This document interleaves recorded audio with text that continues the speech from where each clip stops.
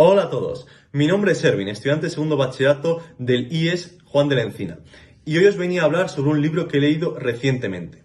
El libro es Cuentos, una antología de Antonio Pereira. Antonio Pereira fue un poeta y escritor español nacido y fallecido en la provincia de León, España. Pereira fue especialmente reconocido por sus relatos breves, de los cuales os voy a hablar hoy, algunos de ellos. Y bueno, como pequeño dato curioso antes de empezar, quería deciros que el pasado mes de febrero visité junto a mi clase el apartamento donde suele vivir Pereira, en León, y vimos un pequeño documental para informarnos sobre su persona y sobre su obra. Bueno, ahora a continuación os voy a hablar sobre los dos cuentos que he elegido y por qué los he elegido. Los cuentos son de las ciudades de Poniente y de la divisa en la torre. El motivo por los que he elegido es porque a la hora de leerlos, sus historias me cautivaron a seguir leyendo en comparación con el resto de las historias que pude encontrar en esta antología. Comencemos con el cuento Desde las ciudades de Poniente. Este presenta 4 relatos, de los cuales os voy a hablar brevemente de cada uno de ellos, y estos relatos presentan algo característico, que es que cada uno de ellos presentan su propio protagonista, único y diferente de los demás, y transcurren en lugares distintos. Comencemos con Apartamento. Se nos habla de un joven protagonista, el cual se considera muy avanzado mentalmente. Vamos, avanzado mentalmente como el típico chaval prepuber que para entrar en la adolescencia ya se cree que se va a comer el mundo. Bueno, este joven protagonista es amigo de un obispo, el cual le pide un día que le lleven en 2 caballos a la capital de la región para resolver unos asuntos privados. Esos asuntos privados nos terminan llevando a una conclusión melancólica debido a la verdad tras ellos. Siguiendo con los tiempos que vienen. Es un relato breve el cual nos cuenta una historia que gira en torno a un hombre analfabeto que es consciente de sus limitaciones y que también es un dueño de un mesón.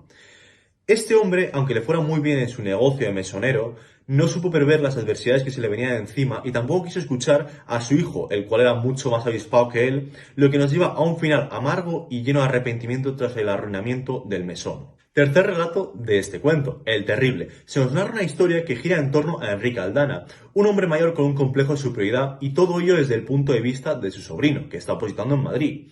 Se nos narra el relato del proceso de recuperación / rehabilitación de Enrique tras una caída, que al final de este se nos muestra que a pesar de ser una persona muy ruda, tiene también su parte sensible. Cuarto y último relato de este cuento, La Plazuela. Se nos habla desde el punto de vista de un secretario de la corporación del ayuntamiento. El dilema es sobre la plaza de la ciudad, ya que esta va a ser bautizada con el nombre de una figura local, las cuales sus ciudadanos estén orgullosos.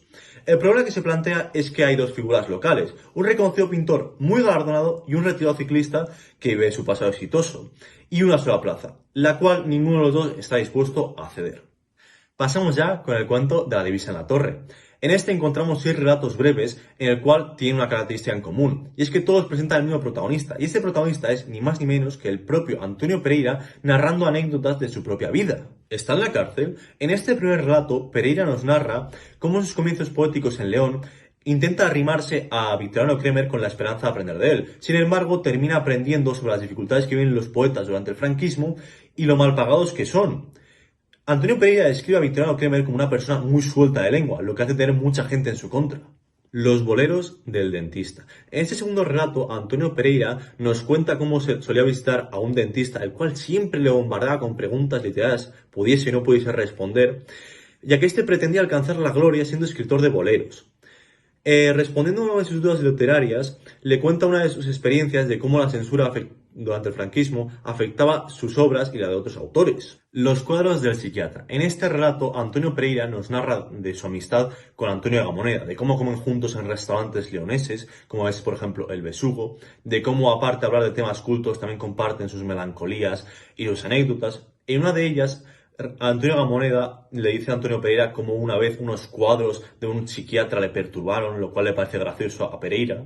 En El escritor al volante, Antonio Pereira nos dice cómo su odio a los coches a veces es tan grande que a veces lo plasma en sus versos. Por lo que parece, Jorge Ferrer vio algo en estos versos que lo hizo incitar a Pereira a llevarlos a la editorial de Espasa. Jorge Ferrer lo llevó en su coche, pero por lo que parece, a pesar de ser buen conductor, era muy malo orientándose, de tal manera que partieron de Madrid y casi acaban en Guadalajara, y al dar la media vuelta en busca editorial, terminaron en su punto de partida, algo que hizo que Antonio Pereira se preguntara si alguna vez llegaría en ese mismo día. Quinto relato, la rebeldía del poeta. Antonio Pereira nos describe cómo fue ver a un joven Juan Carlos Mestre ganar el premio Adonais, ya que esto causó desconcierto entre los patrocinadores, al ser un poeta tan joven, tan desconocido y con una mirada tan desafiante. Las acciones posteriores que realizaría este joven poeta causaría admiración y un poco de miedo en Pereira. Plagio. En este sexto y último relato de este cuento, Pereira nos habla sobre su estancia en Venezuela, de cómo su asistente y guardaespaldas y guía Wilfredo le advirtió que cuando él no estuviese que tuviese cuidado con los plagios. Y Antonio Pereira se preguntó, ¿plagios? ¿Quién me va a plagiar y qué obra va a ser? Cuando Antonio Pereira por fin descubrió el significado de esta palabra en Venezuela, se dio cuenta que los venezolanos hablaban igual que los clásicos. En cuanto al estilo de los cuentos de Antonio Pereira, en estos suele predominar la narración por parte del protagonista, aunque de vez en cuando suelen aparecer diálogos del protagonista a los secundarios o de los secundarios entre sí. Este libro contiene un lenguaje estándar, demostrando que Antonio Pereira domina este, pero a veces aparecen expresiones que pueden llegar a dificultar su lectura. Y bueno, en lo general Pereira suele priorizar el argumento, es por eso que carece de acción en su totalidad. Bueno, entremos ya en lo que yo opino sobre estos cuentos y sus relatos. Lo que más me gusta en general es su extensión. Son muy cortos y tienen un argumento muy sencillo, pero que transmiten mucho. Y esto, en mi opinión, da un sentimiento de satisfacción. ¿Por qué? Porque a veces la lectura se puede volver tediosa si esta es muy extensa y tiene un argumento muy complejo. Ahora, concretando, ¿qué es lo que más me gusta de las ciudades de Poniente? Lo que más me gusta es la capacidad que tiene Pereira de crear unos personajes únicos y totalmente diferentes en unas historias breves pero muy bien ejecutadas. De la divisa de la torre, lo que más me gusta es el pequeño tono cómico que agrega Pereira en cada una de estas historias, que me parece que da mucha personalidad. Bueno, finalmente pasemos a las recomendaciones. Primero que nada, una aclaración. Esto no es un libro para niños. Sí, ya sé que pone en la portada cuentos, pero ya te digo yo que no es para niños. No voy a ser que un padre lo vea en la librería y diga, mira, pa' mi crío, que lea un poco. No, a ver. Entonces, ¿a quién recomiendo esto? A aquellos adolescentes que han crecido entre pantallas y dopamina rápida. ¿Por qué? Porque son relatos breves, se acaban rápido y esto les puede generar un sentimiento de recompensa e incitarles a leer más, que es lo importante. Y por supuesto se lo recomiendo a toda aquella persona que le guste leer, que quiera leer y que quiera saciar esa sed de clásicos literarios españoles. Eso ha sido todo. Muchas gracias y hasta luego.